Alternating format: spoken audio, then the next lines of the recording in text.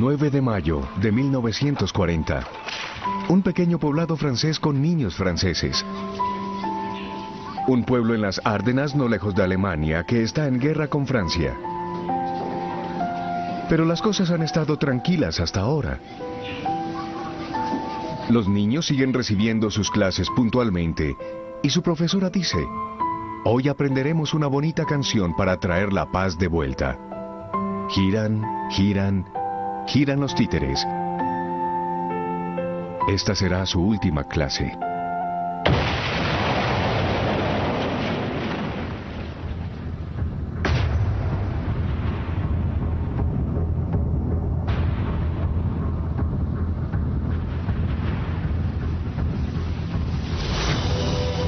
Apocalipsis. La Segunda Guerra Mundial. 10 de mayo de 1940. A las 5:35 de la mañana, los alemanes lanzan su ofensiva. Capítulo 2. Guerra total.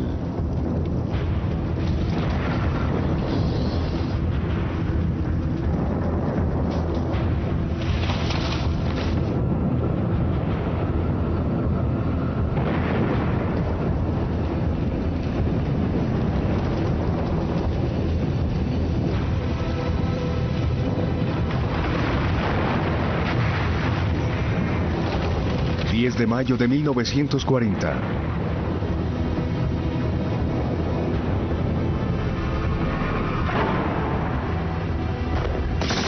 Paracaidistas alemanes se lanzan sobre Holanda. Son la vanguardia, los primeros de 3 millones de invasores. Las Wehrmacht marchan hacia Bélgica. Este es el sueño de Hitler. Los alemanes simulan que atacarán Francia a través de Bélgica neutral como lo hicieron en 1914. El general francés Gamelin, comandante en jefe de las fuerzas aliadas, está seguro. Tiene todo cubierto. Refinó su estrategia durante la Guerra Falsa. Bélgica, 10 de mayo de 1940.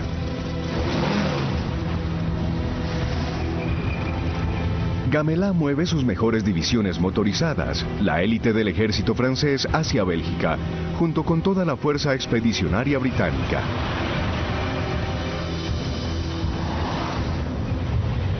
Estos son soldados de combate con mucha entereza. Detendrán el avance alemán a través de Bélgica. Pero Hitler, en su cuartel general, está dichoso. Su señuelo funcionó. Exclama: podría llorar de alegría. Le ordena a Goering, mariscal de campo y comandante de la Fuerza Aérea, que no bombardee las columnas francesas, que les permita adentrarse en territorio belga. Y las ataca por la retaguardia. Su ofensiva real será a través de las Ardenas. Según el alto mando francés, ningún tanque podría atravesar esas colinas densamente boscosas.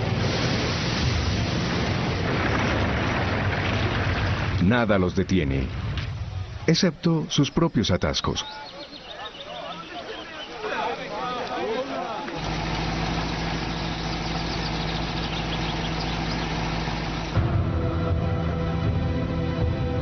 Entretanto, en los Países Bajos y Bélgica, las personas que tienen autos son las primeras en huir.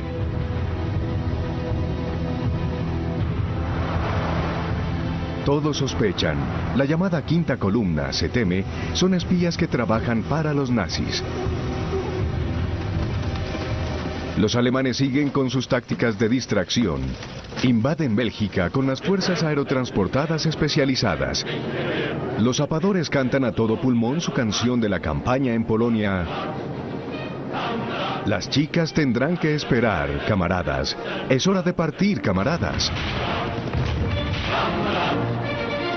El 11 de mayo al amanecer son lanzados sobre Bélgica. Su meta es capturar la pieza clave del sistema de defensa belga, el fuerte Ebenemel en el canal Albert, con reputación de ser inexpugnable.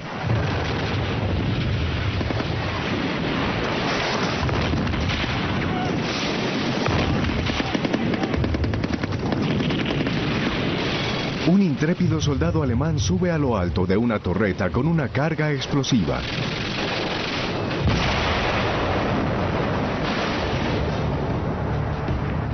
Los conquistadores se desplazan entre las ruinas del fuerte Evenemel, el punto clave de Bélgica. Imágenes como estas afianzarán la reputación de invencibilidad de las Wehrmacht. Después de la caída del fuerte, la gente se apresura a tomar los últimos trenes a París.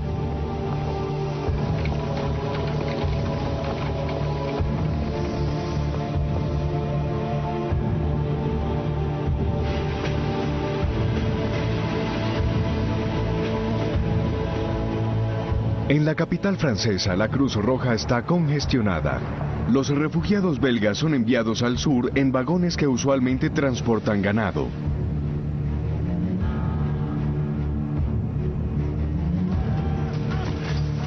Lieja, 11 de mayo de 1940. Cuando los alemanes entran a Lieja, el pánico crece y se esparce. Enfrentados a semejante exhibición de poder, solo hay dos opciones: obedecer o huir.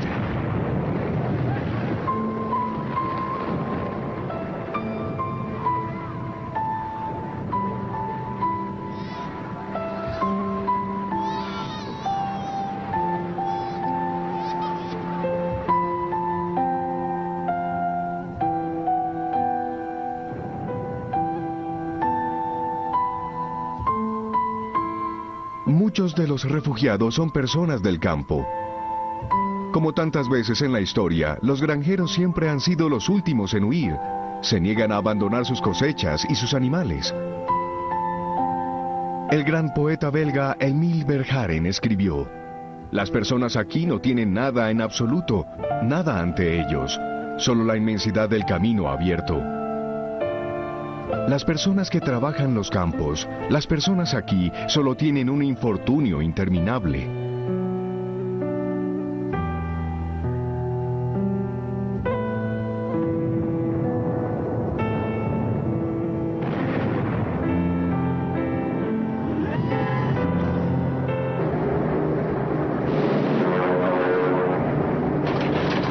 Los alemanes lanzan su ofensiva aérea. Destruyen cruces estratégicos, campos de la Fuerza Aérea, refinerías y suministros de combustible.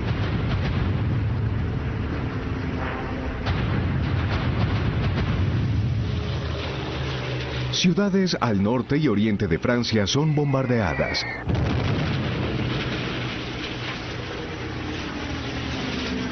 Los franceses enfrentan ahora la realidad de la guerra moderna.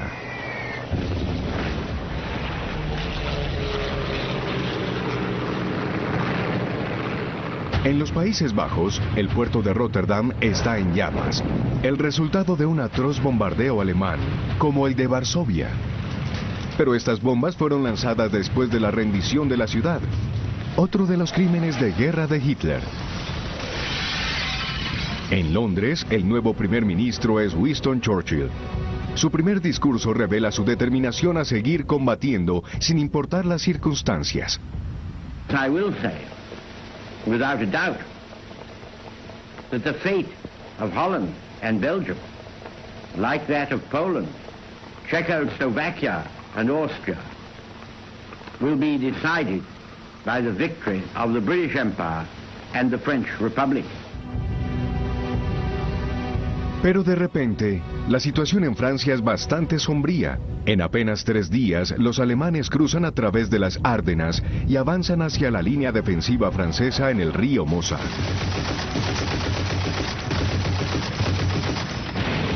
Sedan, 13 de mayo de 1940.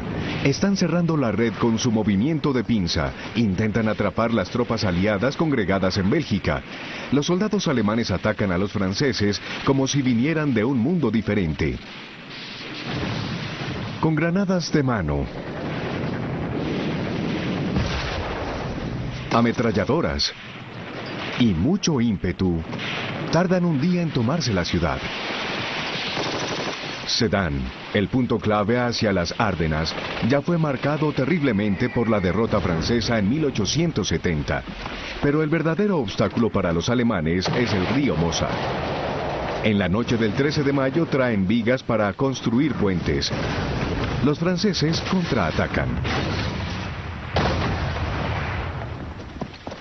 Pero los alemanes neutralizan la artillería francesa y a la mañana siguiente sus zapadores terminan el puente. Estimulados por su general Guderian, un prusiano de 52 años, un gran estratega de la guerra acorazada, usan tanques para atacar con fuerza, intrepidez y velocidad. La Blitzkrieg o guerra relámpago no debe dar tiempo a que el enemigo reaccione. Primero los tanques, seguidos por la infantería y apoyados por los aviones, sobre todo los Stukas. Los Stukas son bombarderos en picada equipados con sirenas. Resistiendo la intensa presión del descenso, sus avesados pilotos lanzan las bombas en el último minuto con precisión letal.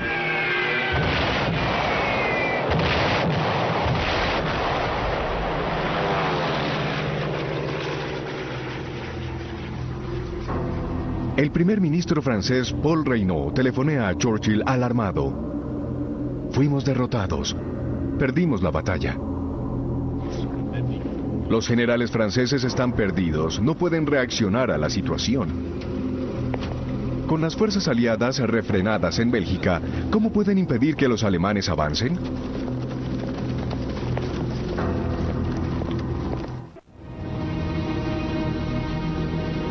En París, las autoridades francesas intentan lidiar con el número creciente de refugiados.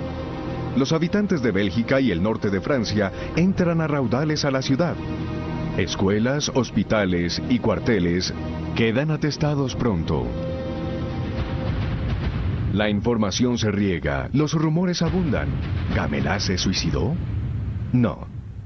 El alto mando francés acaba de darse cuenta de que los alemanes se dirigen hacia la costa y los aliados cayeron en una trampa. Se ordena un contraataque, permitiendo que un cierto coronel de Gaulle se distinga a la cabeza de una brigada de tanques.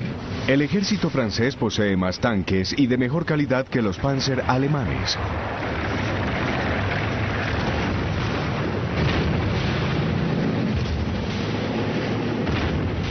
Pero sin ningún refuerzo o apoyo aéreo, los tanques franceses caen presa de los Stukas.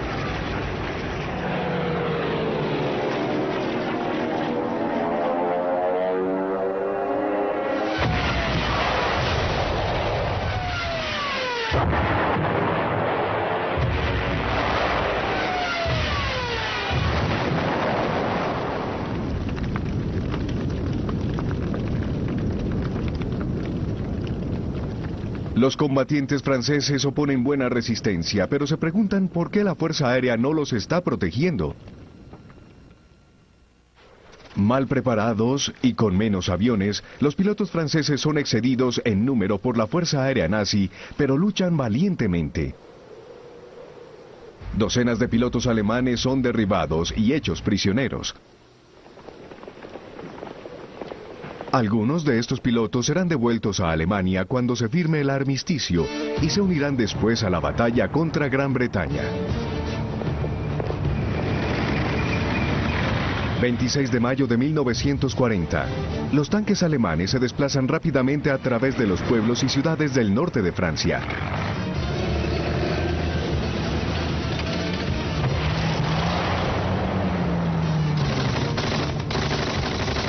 Valientemente los franceses intentan retardar el avance alemán.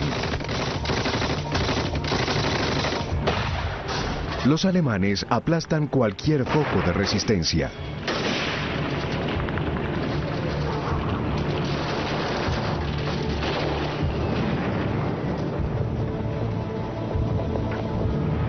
Los alemanes llegan al Canal Inglés. La estrategia Movimiento de Oz de Hitler funcionó. La Fuerza Expedicionaria Británica, el ejército belga y las Fuerzas Armadas francesas son rodeados. 28 de mayo de 1940. El rey belga se rinde, junto con su ejército. La Fuerza Expedicionaria Británica se retira hacia la costa, confirmando el colapso final de los ejércitos aliados. En París, el primer ministro francés, Paul Reynaud, despide a Gamelin y encuentra un nuevo salvador. El general Weygand, de 72 años, uno de los artesanos de la victoria aliada en 1918.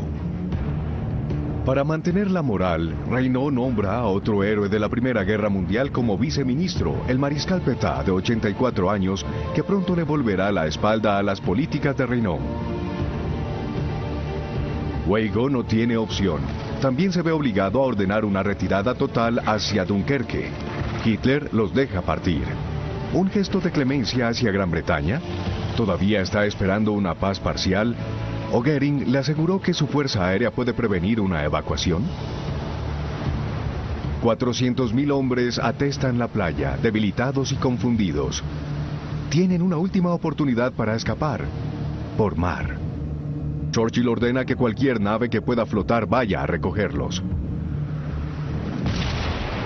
En las afueras de Dunkerque, los franceses detienen a los alemanes, sufriendo grandes bajas. Goering envía Stukas y bombarderos de la Fuerza Aérea Nazi.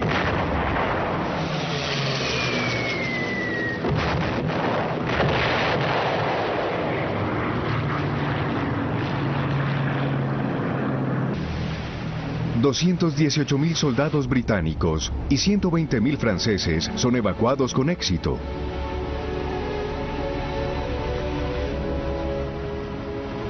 Dover, 4 de junio de 1940. El ejército británico es salvado, pero está hecho trizas.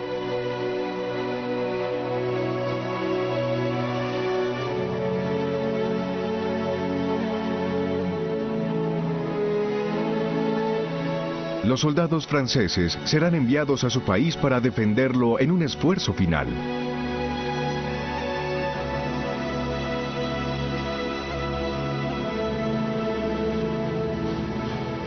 Los británicos son enviados a los centros de reequipamiento. Toda Gran Bretaña aclama a Dunkerque como un hecho extraordinario. Churchill, sin embargo, lo pone en duda. Con lucidez dice: las guerras no se ganan por evacuación. Aún así, en esos primeros días de junio nace el espíritu de Dunkerque. La crueldad de esta guerra y el poder destructivo del enemigo nazi ahora son claros para los británicos. La comodidad y el buen humor le dan paso a esfuerzos frenéticos por movilizar la nación. El 4 de junio, Churchill, que también está batallando contra los derrotistas en su propio bando, habla. Su tono es inolvidable. Lucharemos en las playas, en los terrenos de desembarco, en los campos, en las calles y en las colinas. Nunca nos rendiremos. Dunkerque, 4 de junio de 1940. Los alemanes se toman Dunkerque.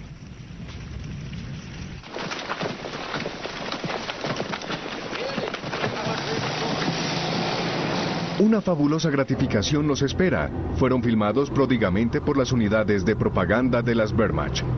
Las fuerzas británicas dejaron casi todo su equipo.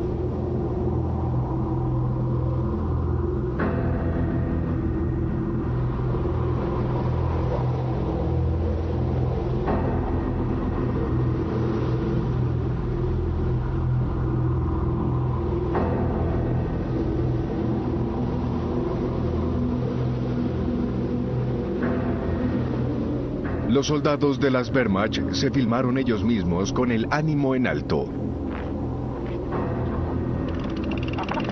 Encuentran un gramófono francés con un disco famoso de Maurice Chevalier.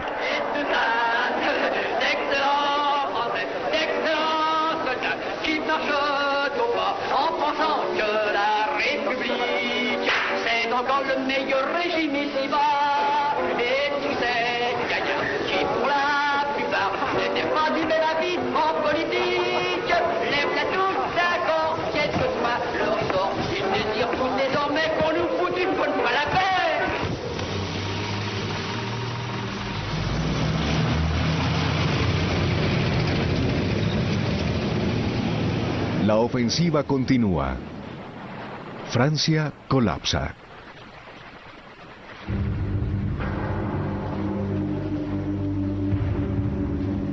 Pero Reynaud y de Gaulle, que era subsecretario de Estado para la Defensa y Guerra, quieren continuar la lucha.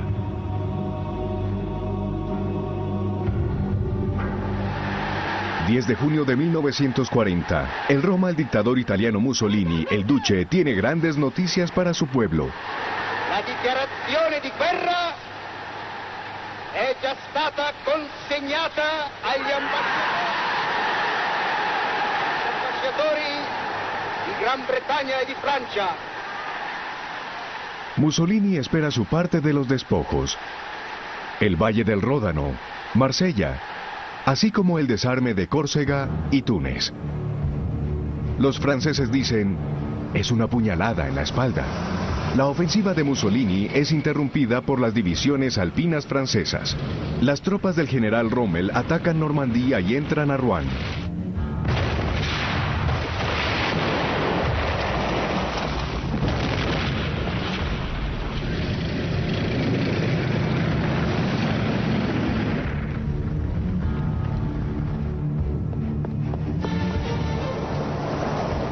París se declara una ciudad abierta.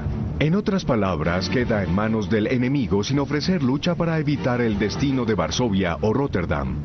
El gobierno se mudó a Burdeos. Los alemanes se acercan a la ciudad. Los rumores vuelan, matan, violan como lo hicieron los prusianos en 1870. Los parisinos abandonados por su gobierno huyen. Toda Francia se lanza a la carretera, un cataclismo que llegará a ser conocido por un nombre bélico, el Éxodo. Millones de franceses, hombres y mujeres, se dirigen a Loira, el último baluarte. Pero no hay ningún baluarte lo suficientemente resistente a los estucas.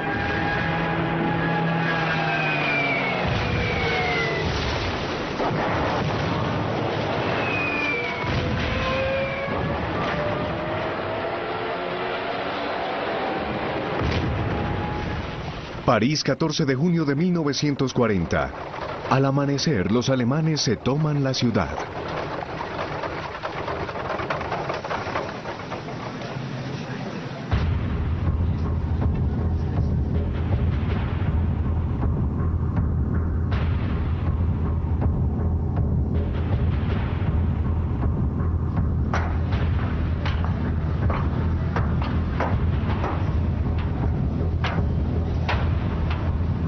El emblema nazi, la esvástica, ondea sobre París.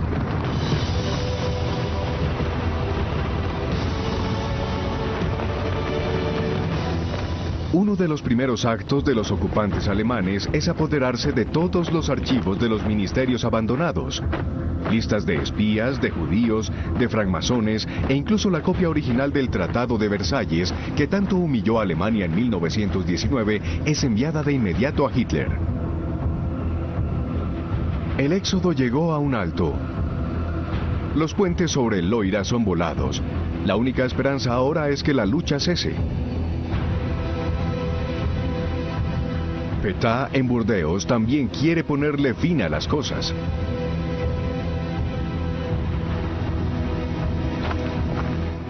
Los alemanes continúan su implacable avance hacia el sur.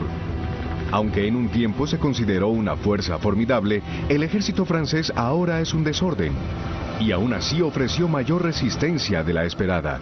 En un mes mueren 100.000 soldados franceses, más que en el mismo periodo de tiempo durante la Primera Guerra Mundial, la más mortal de las guerras hasta entonces.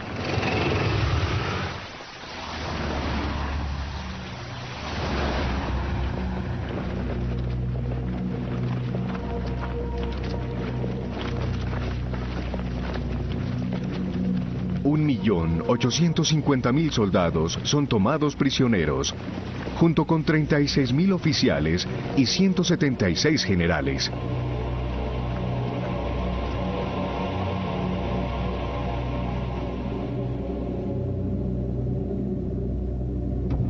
Entre los prisioneros hay muchos soldados africanos de las tropas de las colonias francesas.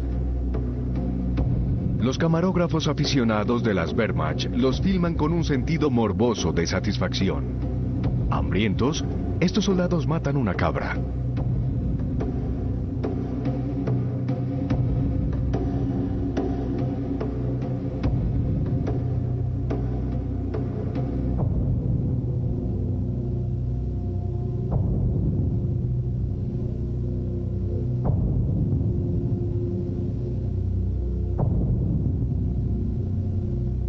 Los noticieros de propaganda alemana insisten en mostrar primeros planos de sus rostros.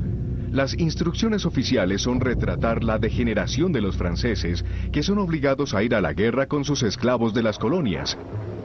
El comentario alemán original es revelador. Los aliados dicen que luchan para defender la civilización contra nuestra barbarie medieval. Mírenlos, los guardianes de la cultura. 3.000 soldados africanos y oficiales del ejército francés serán asesinados después de su captura. Luego de 7 años de adoctrinamiento nazi, el racismo es desenfrenado entre los soldados alemanes.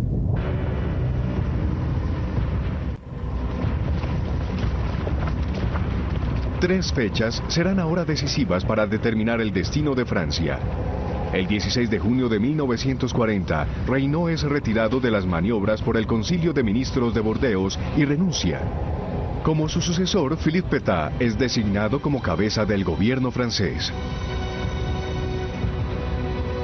París, 17 de junio de 1940. Plaza de la Bastilla. Los que se quedaron en París escuchan al mariscal Pétain. El héroe de guerra de Verdún anuncia que está buscando un armisticio. Français, j'ai demandé à nos adversaires de mettre fin aux hostilités. J'ai pris cette décision dure au cœur d'un soldat, parce que la situation militaire l'imposait. La radio alemana traduce este discurso que anuncia la capitulación de Francia. Y ahora, una declaración de gran importancia para nuestros oyentes franceses, del general de Gaulle, subsecretario de Guerra en el gabinete. Algunos franceses pueden sintonizar la BBC. El general de Gaulle llega a Londres. El 18 de junio denuncia el armisticio. Unos días después graba un nuevo discurso. Nous croyons que l'honneur des Français consiste à continuer la guerre aux côtés de leurs alliés.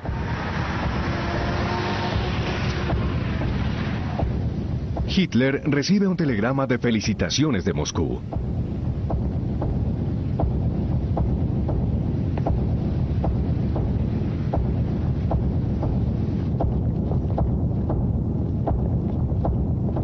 El 22 de junio de 1940, Hitler llega a Compiègne, cerca de París. El sitio que escogió está planeado para humillar a los perdedores. Será en el mismo vagón que se usó para la firma del armisticio que selló la derrota de Alemania. Su venganza está completa.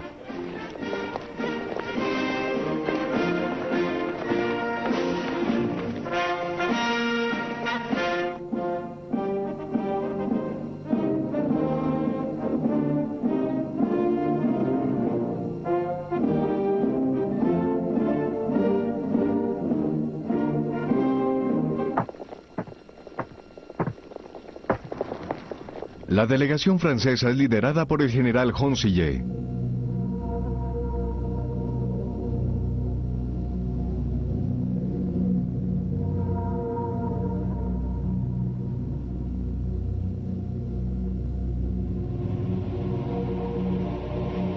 Un intérprete lee una diatriba acusando a Francia de declarar la guerra sin ninguna razón.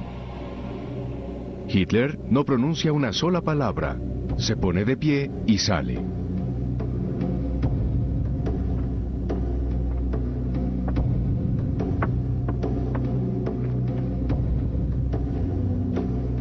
Los delegados franceses son informados de las condiciones del armisticio. Una de ellas es que Francia entregue a todos los alemanes antinazis que se refugiaron en ese país. Honsillet intenta negociar. Los alemanes se niegan. Honsillet llama al gobierno en Burdeos. Los servicios secretos alemanes graban su conversación con Weigo. Oui, mon général, c'est le Tiger. Mais mon général, c'est fait. Oui, mon général. C'est fait. Je vous remercie encore de la façon dont vous l'avez fait. Mon général, oui, enfin, vous me comprenez, vous? Oui, je vous comprends. Después Hitler hace llevar el vagón del tren a Berlín. En los últimos días del Reich, hará que la SS lo vuele con dinamita. Pronto, los mayores símbolos de la victoria de Francia en la Primera Guerra Mundial serán ridiculizados, como aquí en Verdún, donde fueron asesinados 500.000 soldados franceses, y 20 años después, Hitler se presenta allí.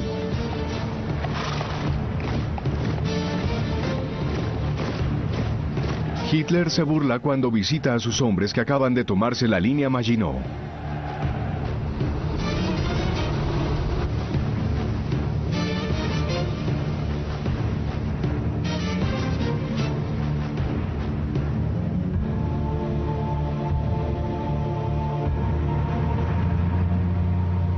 Es más solemne cuando visita a Estrasburgo y su catedral.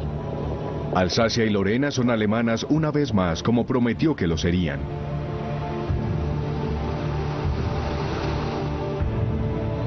Los despojos de la campiña francesa: 2.000 tanques, 5.000 cañones, 300.000 rifles y 4 millones de cartuchos.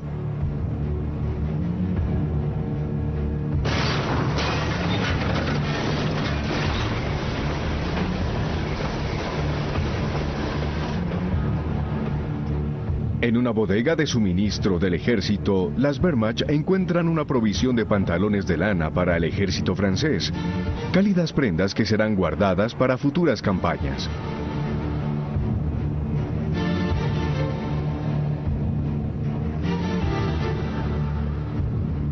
Los despojos son las fábricas, los puertos, todas las riquezas de Francia. Fueron los franceses los que declararon la guerra. Como consecuencia pagarán el equivalente a 100 millones de dólares por día en costos de ocupación. El general Honsi lleva a Alemania para la primera reunión de la comisión encargada de aplicar las condiciones del armisticio.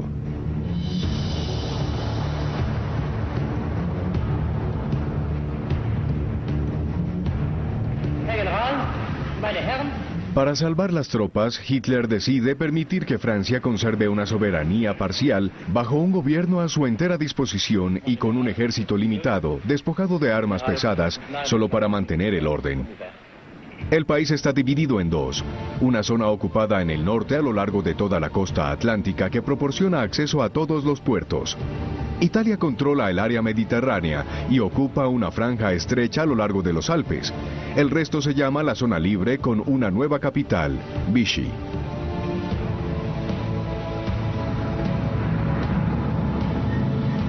Esta ciudad vacacional fue escogida en parte por sus muchos hoteles. A principios de julio, el mariscal Pétain se mudó a ellos junto con los ministros de gobierno. El ambiente por todas partes es tenso.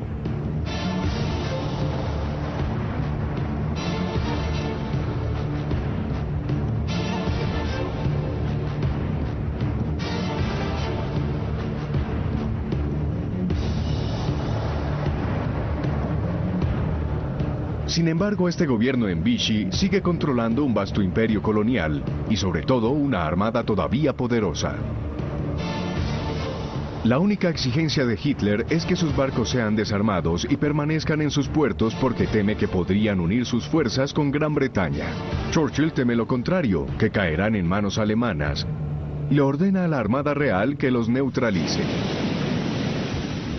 Una fuerza naval británica zarpa hacia una de las bases navales más grandes de Francia, Mers-el-Kébir, en Argelia. Churchill no toma ningún riesgo. Lanza un ultimátum: o se unen a nosotros, barrenan sus propios barcos, o navegan bajo escolta por desmilitarización en el Caribe. Los franceses rechazan todas las propuestas. Los británicos abren fuego.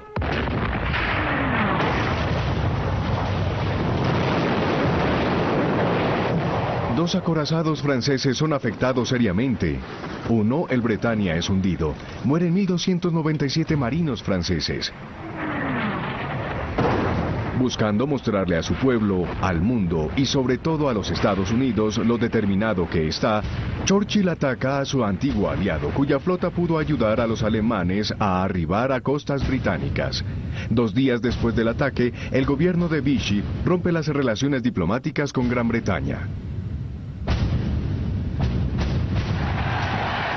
Berlín, 9 de julio de 1940.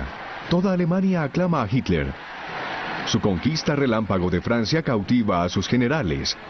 Se ve como el líder de guerra más grande de todos los tiempos, a la par con Napoleón. Y al igual que el emperador, ya nadie se atreve a contradecirlo.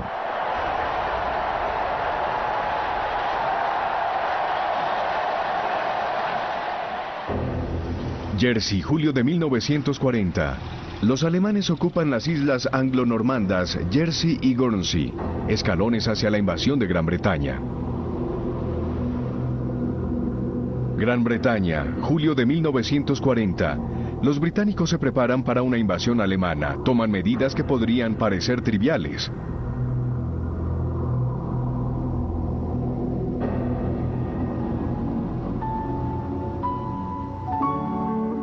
Otra medida urgente es enviar a los niños al campo por seguridad.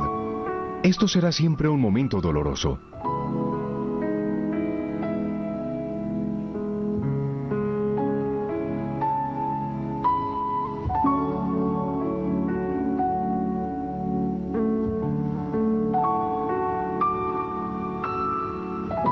Sus hermanas mayores, sus madres y abuelas se unen al esfuerzo de guerra.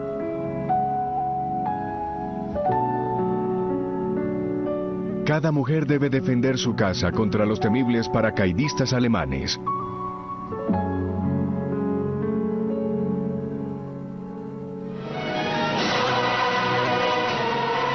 Los hombres se unen como voluntarios de defensa locales a la Guardia Casera, incluso veteranos de la Primera Guerra Mundial.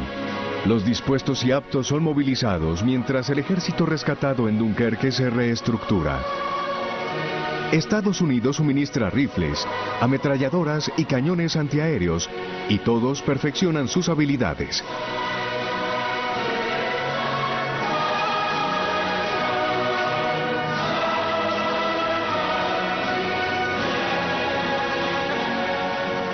Churchill pronuncia un discurso muy inspirado al pueblo británico.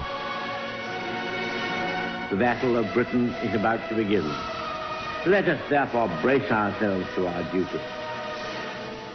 So bear ourselves that if the British Empire and its Commonwealth last for 1,000 years, men will still say,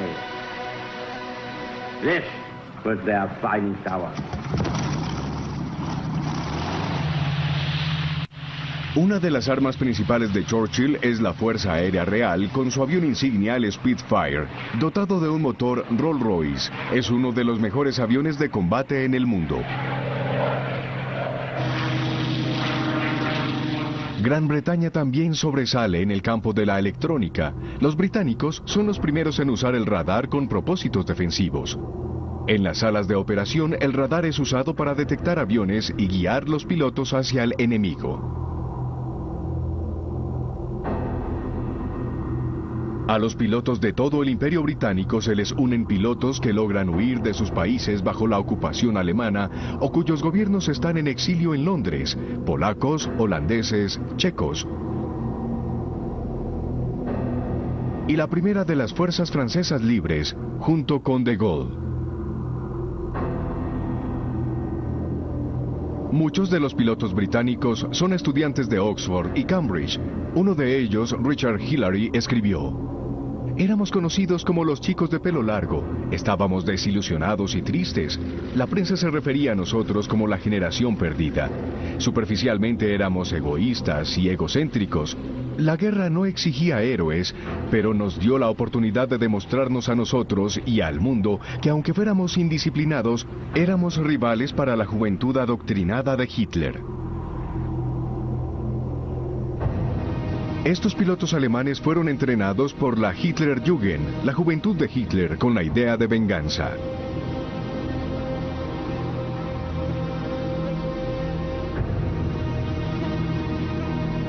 Sienten que son invencibles. Su líder, Goering, es una figura popular en el régimen.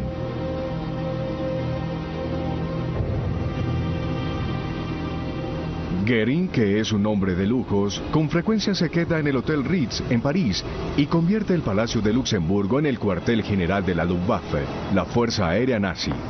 Le prometió a Hitler que la Luftwaffe podría acabar con la Fuerza Aérea Real en días, tomar el control del espacio aéreo y permitir que las Wehrmacht invadieran Gran Bretaña. La Luftwaffe tiene a su disposición todos los campos de aviación de Francia, sus instalaciones y su equipo. Sus pilotos están bien entrenados, como Adolf Galland, que combatió contra los republicanos en España. O Werner Mölders, un as de la batalla de Francia. Fue uno de los pilotos derribados, hecho prisionero y después devuelto a los alemanes. Ahora es parte de la ofensiva aérea contra Gran Bretaña.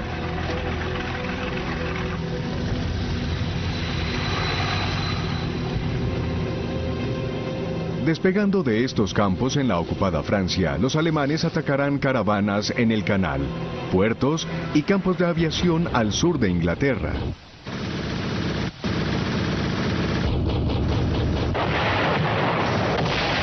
Derribarán 500 aviones británicos, causando 1000 muertes.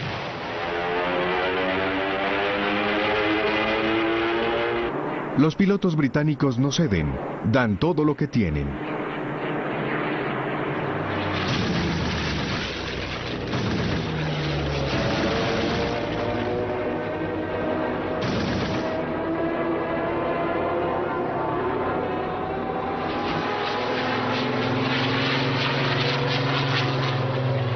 Churchill proclama: "Nunca en el campo del conflicto humano se hizo tanto a tantos por tan pocos".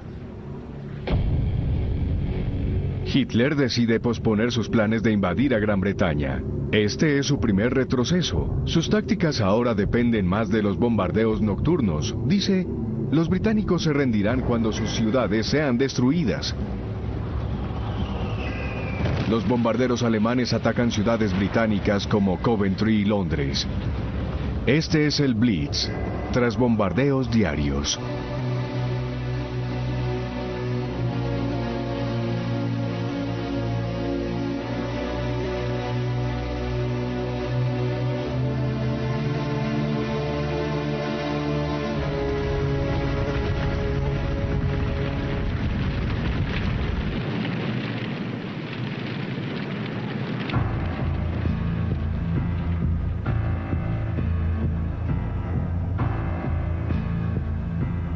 Los ciudadanos británicos resisten admirablemente. Excavan resguardos en los jardines de sus cabañas. Y en Londres duermen en los metros y van a trabajar al día siguiente.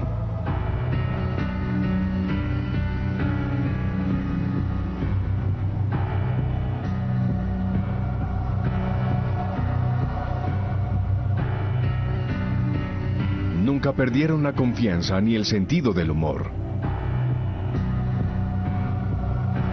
Churchill les dice a los franceses: Ici, dans cette ville de Londres, le Herr Hitler prétend réduire en cendres. Nos gens tiennent bon.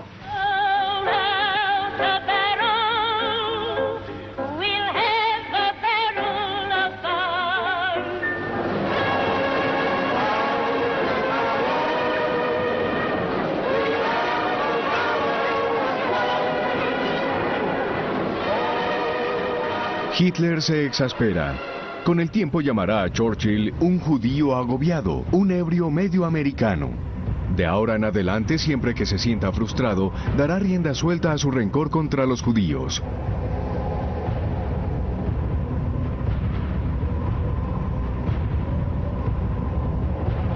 El 12 de octubre, en el día de Yom Kippur, a los judíos de Varsovia les dicen que se montará un gueto. Una pared de 3 metros de alto se erige confinando a 500.000 judíos, hombres, mujeres, niños y ancianos, que padecerán de hambre, frío y pobreza.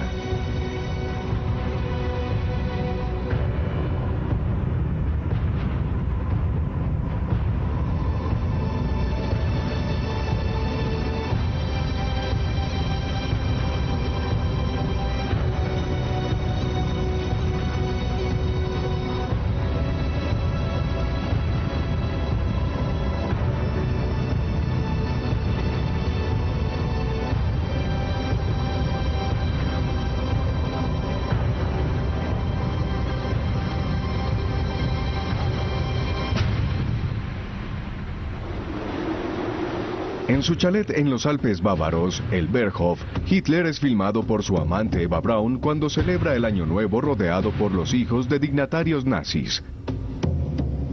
Tiene otro plan bajo la manga, otra apuesta grande. Su misión ahora es conquistar el nuevo Lebensraum, el espacio viviente al este. Se alió con Stalin solo para atacarlo después. Su fracaso en la toma de Gran Bretaña lo obliga a moverse rápido antes de que Churchill atraiga a los Estados Unidos. Eso pondría al mundo en llamas. Apocalipsis, la Segunda Guerra Mundial. Próximo episodio, Golpe.